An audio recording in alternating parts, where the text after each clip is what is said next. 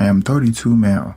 I work at a busy consultant office in the Bronx of New York. Our clients include some investment companies in Wall Street.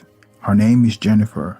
She's a 24-year-old and works part-time as an office assistant that cleans the office and performs some small tasks like run errands, restock the coffee and other perishable items, and ensure that the majority of the male workers are comfortable.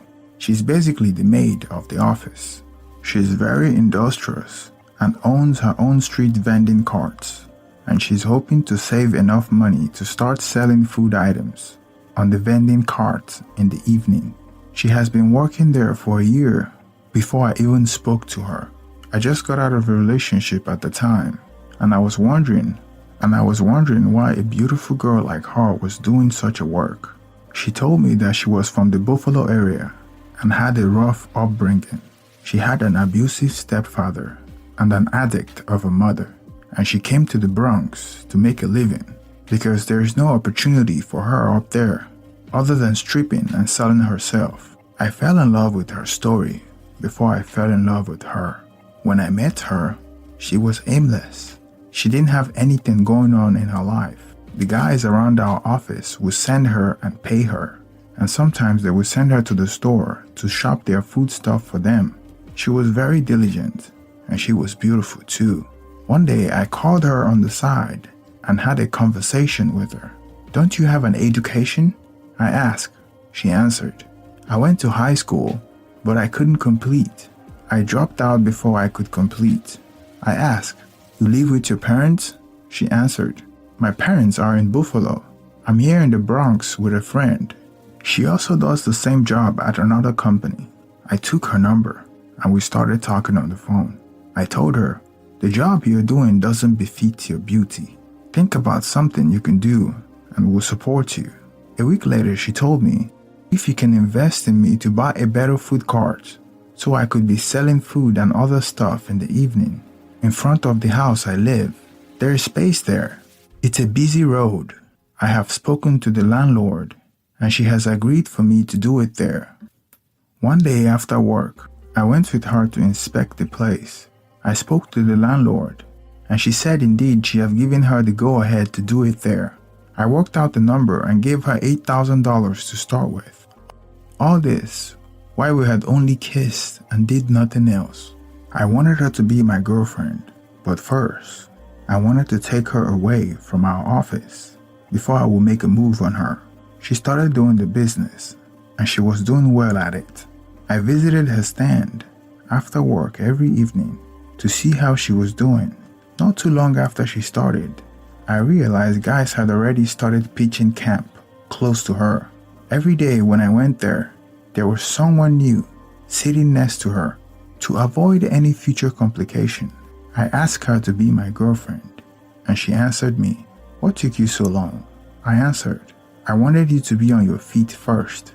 She said yes, so we started dating. I started talking to her about guys who comes around her stand. Those guys can steal from you. Don't give them space around you. You're working, so you have to focus on the job. She called it jealousy and paid little attention to me. I would be lonely without them. Rest assured, I can't fall for anyone. Why would I betray you this way?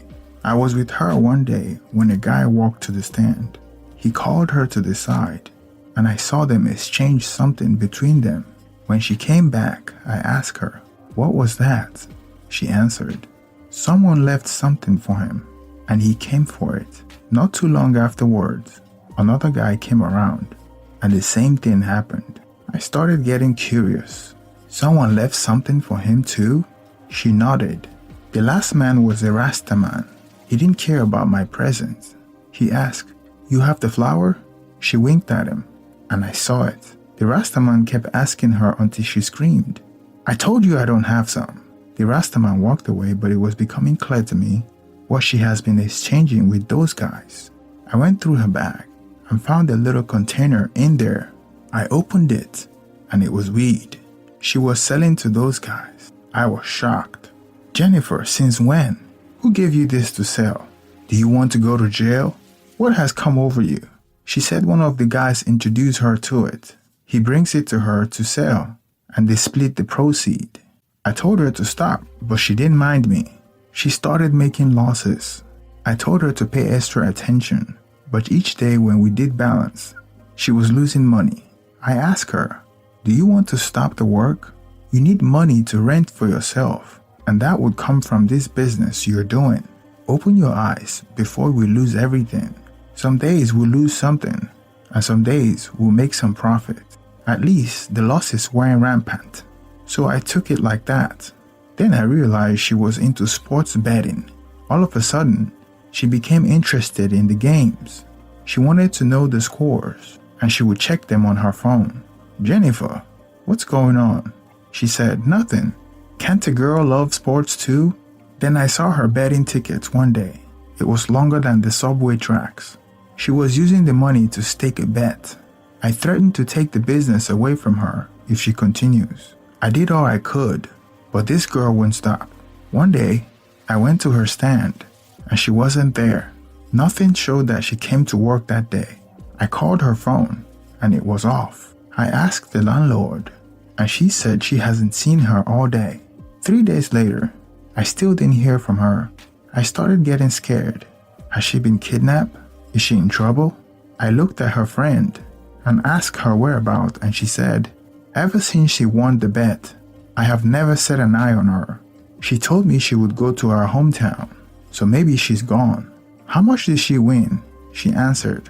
"She didn't tell me, but she gave me $2,000, so it can be a lot." I gave her my number and asked her to call me whenever she hears from her. A week later, I called her, and it went through. She said, "I have come to Buffalo. Thank you for everything, but I'm not coming back again." I asked her, "So you have gone with my money too?" She answered, "We were making losses, so I had nothing left when I was leaving." I asked her about the bet, and she nearly insulted me. She screamed on the phone, "What has that got to do with you? How much I won isn't your concern. Just leave me alone." This girl cut the phone on me that day and stopped picking up my calls. I saw what she was doing on her status. She opened a new shop and was posting the things in her shop on her status. She posted her mom and her brothers. I was there watching in pain. At some point, I deleted her number and moved on. Her posts were hurting me, especially as she wouldn't talk to me. I moved on with my life. In business, we make losses. I took it as I had invested money and lost. 2 weeks ago, I woke up and saw about 5 missed calls on my phone. The number looked familiar, but I couldn't guess who it was. I called back and it was Jennifer. She was crying on the phone, begging me to forgive her. I said, "It's been over a year since you left. Why are you asking for my forgiveness for something you did over a year ago?"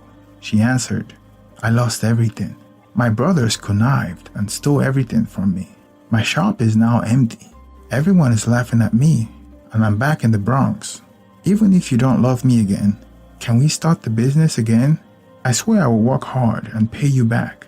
She's 25 years old.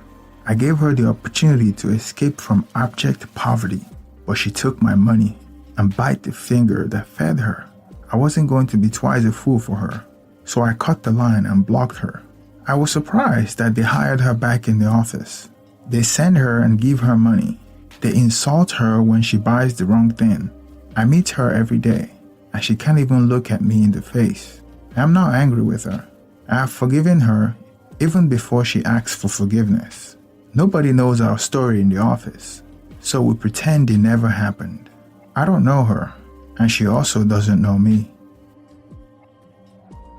It's a natural instinct for a man to care for vulnerable women, especially when she's attractive. This behavior is normally called white knight. It's a fairly common condition, generally affecting males, that leads them to rush to the aid of female that appears to be in distress and become attractive to said female in distress. It follows the code of chivalry, and the guy generally acts like a nice guy. The woman the original poster encountered is a hardcore hustler. Her beauty lured him to a false sense of trust and compassion, enough for her to ruthlessly exploit his protective and provider instinct. As men, we need to do better. Don't just look at her beauty. We have to be more robust when we're picking a mate.